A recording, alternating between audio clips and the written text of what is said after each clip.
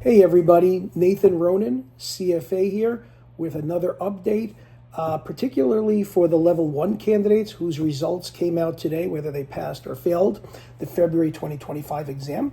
But also this is applicable to level 2 and level 3.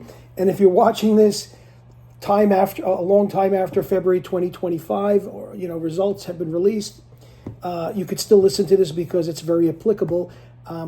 I'm getting a boatload of questions today. I'm getting a boatload of phone calls, text messages, emails.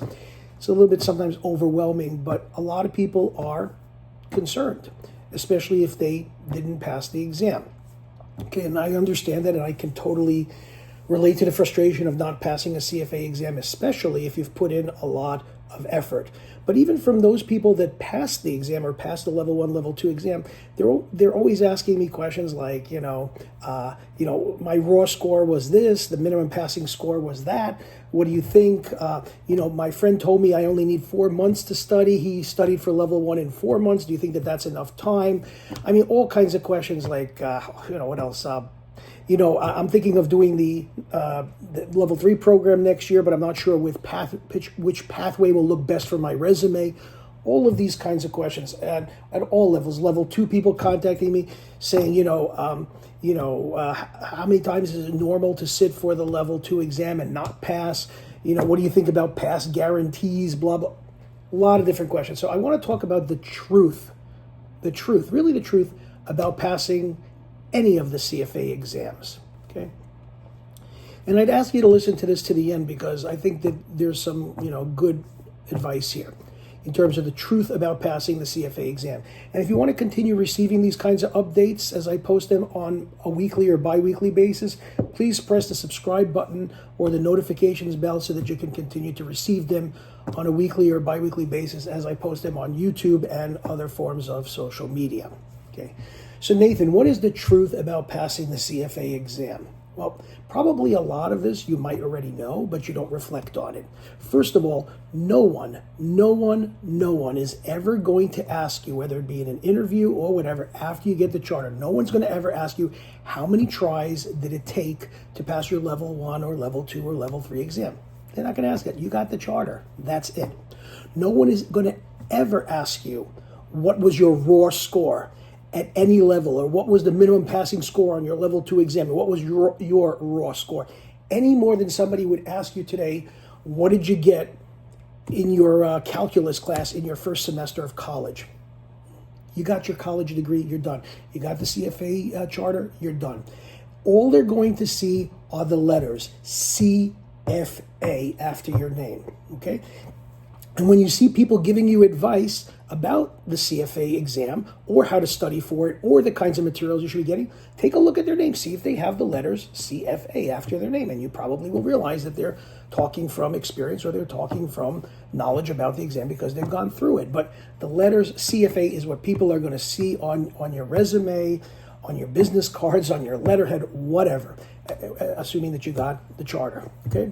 So getting the CFA exam, and I don't need to tell you this, you probably know this already, is one of the most challenging exams that you can take in the finance profession. In the world, I'm not going to say that. I mean, I can't compare a CFA exam to an MCAT exam that I never took. I mean, but in the finance profession, yes, the CFA is one of the most challenging exams in that industry. And that's why exactly it doesn't matter if you passed all 3 exams on your first try or if you crawled over the finish line with the minimum passing score. Nobody cares. Now, if you get a pass and you're in the 90th percentile, wonderful, you passed. If you got a pass and you were in the 70th percentile, congratulations, you passed. And if you got a pass, and I'm being a little sarcastic here, and you were in the 20th percentile, congratulations, you passed. Bottom line, they're all passing. So it doesn't really matter what percentile. That's more of an ego thing, but nobody cares, okay? Also, like I said earlier, nobody cares which pathway you choose at level 3, whether it's going to be the portfolio management pathway, the private wealth management pathway, or the private markets pathway. It doesn't really matter, okay? You got the charter if you passed the level 3 exam. It doesn't matter. Nobody's going to ask you which practical skills module. Did you do the Python programming or did you do the data science in Python? Nobody cares. You completed the practical skills module, you passed your exams, you went on to the next level, you got your charter, done. Okay. In other words, there's no gold star on your charter. When you get the charter from CFA Institute, and you'll be very happy when you get that big thing in the mail or however they're sending it out now, it's your charter. There's no gold star on it. It's not going to say which pathway you took, what was your raw score on the exams, nothing like that. The only thing that really matters, honestly, is that you got it done. And that's what you should be happy about, that you got it done. So if you're in the middle of the process, you're in level 1 or level 2, or you're now studying for level 3, don't dwell on how long it's taking you to do it, or compare yourself to somebody else's journey. Your journey is different from mine. Your journey is different from your bosses or somebody else that has the charter. Don't worry about how long it took other people, just focus, okay? Just keep pushing forward. And when you pass that final level 3 exam, no one is going to care about the details. Nobody's going to care how you got the charter, which prep company.